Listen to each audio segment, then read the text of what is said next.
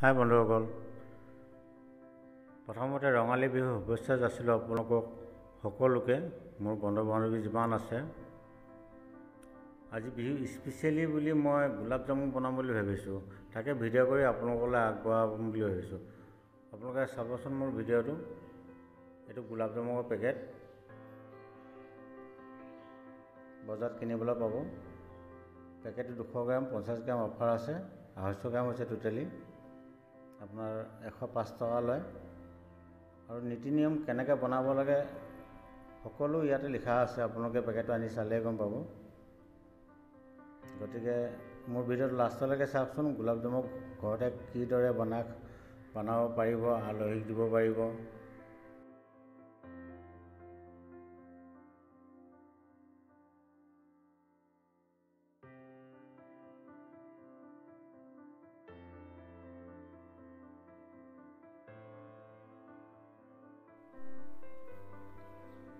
পেকেটটো কাটি ল'ম এতিয়া মই।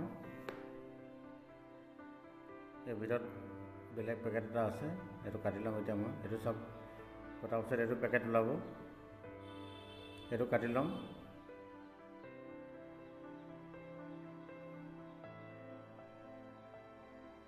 পাউডাৰ কিন্তু মই গাখীৰ লৈছোঁ, লিকুইড গাখীৰটো লৈছোঁ সানিবৰ কাৰণে। কিন্তু আপোনালোকে যদি ভাবে গাখীৰ দি নাসানো, মই পানী দিও সানিম, পানী দিও সানিব পাৰে। মই গাখীৰ লৈ লৈছোঁ, বিহু বতৰ বুলি অলপ স্পেচিয়েলি হওক। ভালকৈ সানিব।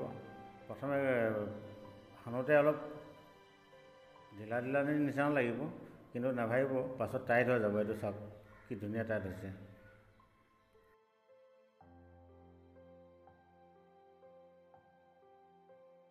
তো মই এতিয়া আধা কেজি চেনি লৈছোঁ। চেনি পানী গলাই ল'ম। তাত ইলাচি দুটামানো ফালি দিছোঁ। ইলাচি চেণ্টটো আহিলে মানে ভাল লাগিব গোলাপ জামুনটো। সেইপিনে চেনি পানীখিনি হয় মানে মই এইফালে গোলাপ জামুনটো গুটি কাটিব পাৰিম। গোল গোল কৰিম, এনেকৈ ধৰক গুটি কৰিব আপোনালোকে। আৰু গুটিটো কৰোঁতে পূৰা প্ৰথমে চেপি ল'ব।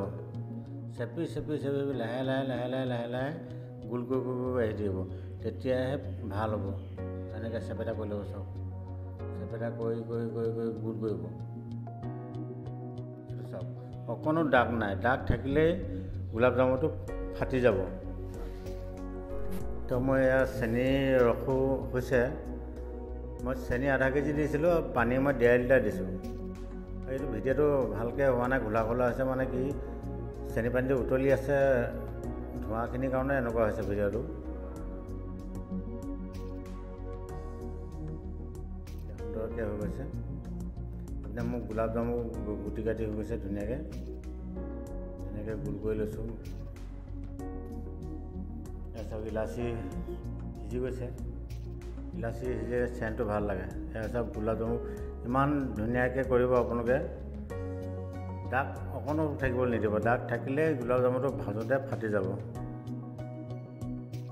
বা চেনি পানীটো হ'লেও ফাটি যায়। মই তেলত ভাজি ল'ম। অইল আধা লিটাৰ দিছোঁ, ৰিফাইন তেল। তো ইয়াত মই ভাজিছোঁ। চাওক,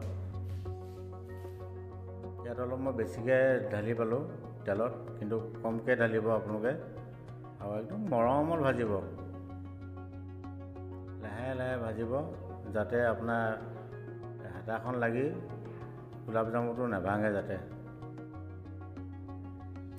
লাহে লৰাব, এনেকৈ লাহে লৰাই থাকিব। আৰু জুইটো একদম কমকৈ দিব। তেলটো বেছি গৰম হ'বলৈ নিদিব।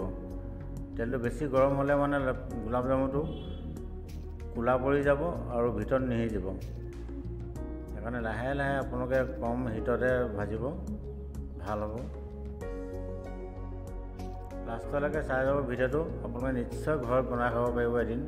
আৰু মোক কমেণ্টত জনাব, কমেণ্ট কৰি জনাব জৰুৰী যে কেনেকুৱা পাইছে ভিডিঅ'টো। লাইক কৰিব, আৰু নতুনকৈ চাই থকা কেইজন ছাবস্ক্ৰাইবটো কৰি ল'ব। মোৰ ভিডিঅ'টো আগতীয়াকৈ পাব আপোনালোকে চাবলৈ।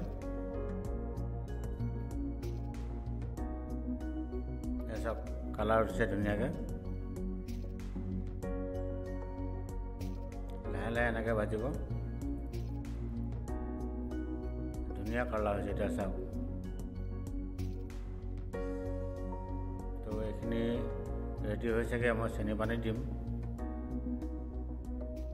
চেনি পানী মই গামলাত ঢালি ল'লোঁ গলাই পিনে। এইটো চেনি পানীখিনি।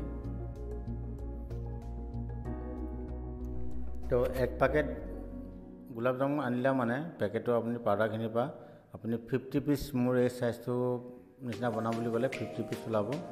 তো ইয়াতকৈ ডাঙৰকৈ বনাবলৈ মানে আপোনালোকৰ নিজৰ চাইজৰ লৈ পিনে বনাব, কিমানটো হয় চাব। ইয়াতকৈ সৰুকৈও বনাব পাৰিব, তেতিয়া বেছি হ'ব। নিশ্চয় আপোনালোকে ঘৰত বনাব বুলি মই আশা কৰিলোঁ, আৰু কমেণ্ট কৰি মোক জনাব। মই আশাৰে বাচাই দিম আপোনালোকক কমেণ্ট কৰিলে।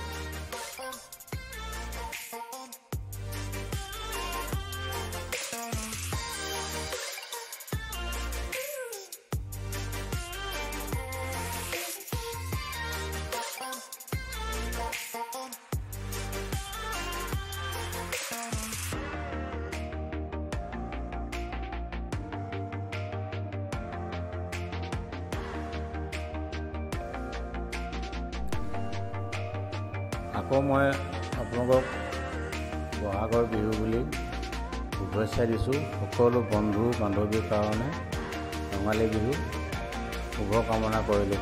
হেপ্পী ৰঙালী বিহু। তো মই ইয়াত চেনি পানীত দিলোঁ এইখিনি। ইয়াৰ পাছতে 10 মিনিটমান মই ঢাকি দিম।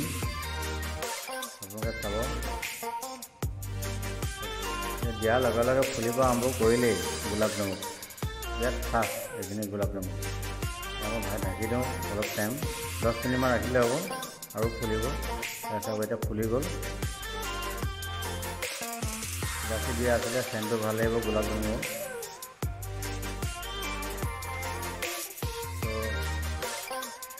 আপোনালোকে কেনেকুৱা পালে মোক ক'ব কমেণ্ট কৰি। চাওক গোলাপ জামুনটো কেনেকুৱা হৈছে।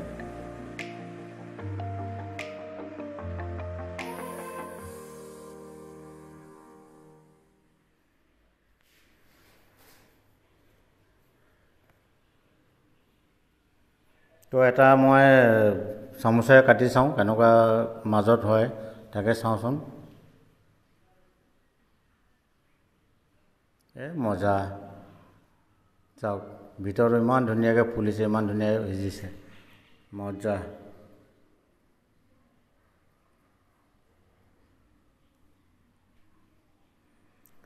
তো থেংক ইউ বন্ধু বান্ধৱীসকল।